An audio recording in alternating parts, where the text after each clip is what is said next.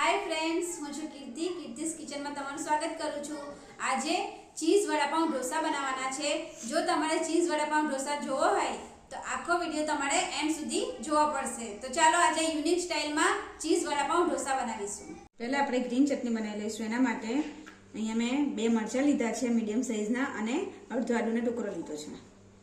આ સિંગદાણા નાખીશું થોડા અને અડધી ચમચી જીરું લીધું છે, અડધી ચમચી મીઠું લીધું છે।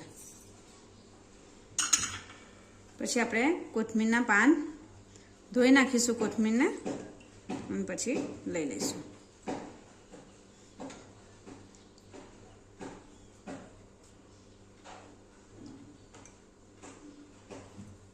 પછી એની અંદર આપણે અડધું લીંબુ નીચું દઈશું। પછી થોડી અડધી ચમચી આપણે ખાંડ નાખી દઈશું અને એને મિક્સરમાં થોડું જ પાણી નાખવાનું છે, 2 થી 3 ચમચી જેટલું, અને પછી મિક્સરમાં ગ્રાઇન્ડ કરી લઈશું।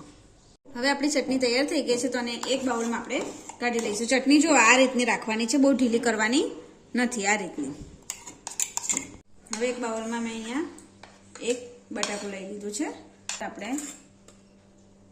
અડધી ચમચી લાલ મરચું પાવડર, અડધી ચમચી ધાણા જીરું પાવડર, એકદમ થોડો માપનું સ્વાદ અનુસાર મીઠું નાખી દેવાનું।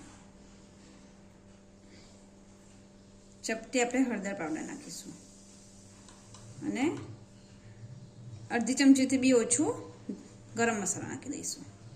પછી એને બધું આપણે મિક્સ કરી લઈશું અને થોડા કોથમીરના પાન નાખી દઈશું અંદર। આ બધું આપણે બરાબર મિક્સ કરી લેવાનું છે।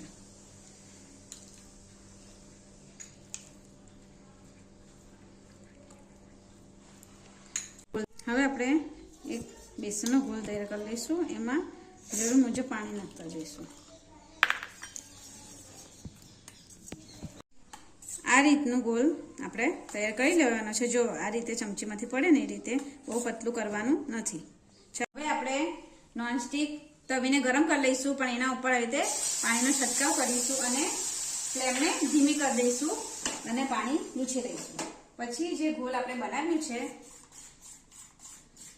એને એમાં પાથરી લઈશું।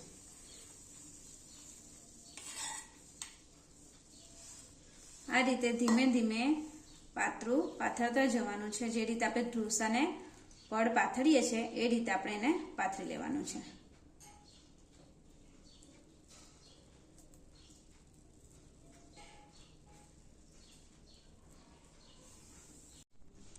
હવે એક સાઈડ ઉપરથી આપણે આચાર મસાલો લગાવી લઈશું।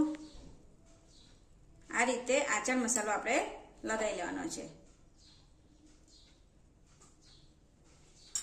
પછી એક સાઈડ ઉપર આપણે એને ગ્રીન ચટણી લગાવી લઈશું। ગેસની ફ્લેમ મીડિયમ ટુ લો જ રાખવાની છે। એને ગેસની ફ્લેમને ફૂલ કરવાની નથી, નહીં તો આપણું ઢોસાનું પડ છે એ થોડું બળી જશે।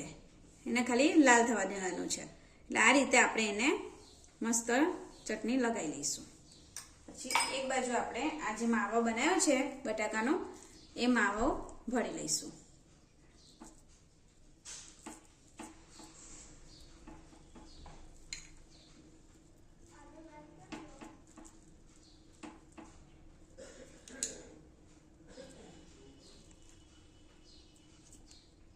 એક બાજુ આપણે થોડું ચીઝ નાખી દઈશું।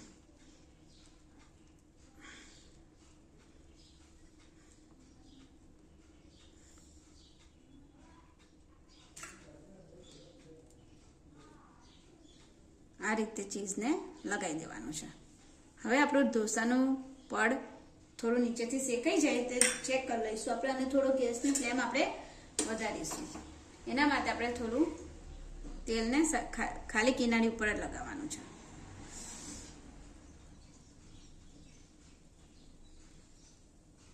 તેલનો જ યુઝ કરીશું આપણે આમાં।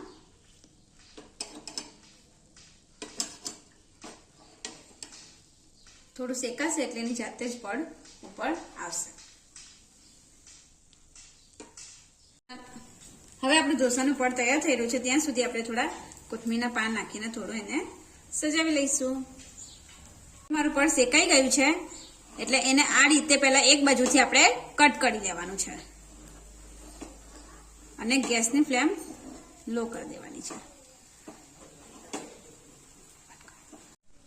હવે અહીંયાથી આપણે કટ કરી લીધું છે, પછી એને આપણે આ રીતે વાળતા જઈશું.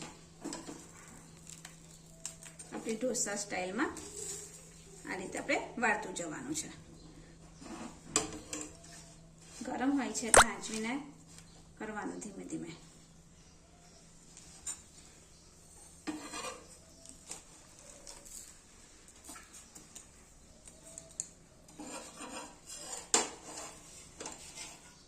જો એકદમ સરસ ક્રન્ચી અવાજ આવે છે ને ઢોસાના પડ જેવો, બહુ જ સરસ લાગે છે. એકવાર જરૂર ટ્રાય કરજો ફ્રેન્ડ્સ, અને પછી મને કમેન્ટ કરજો કે કેવું બન્યું છે.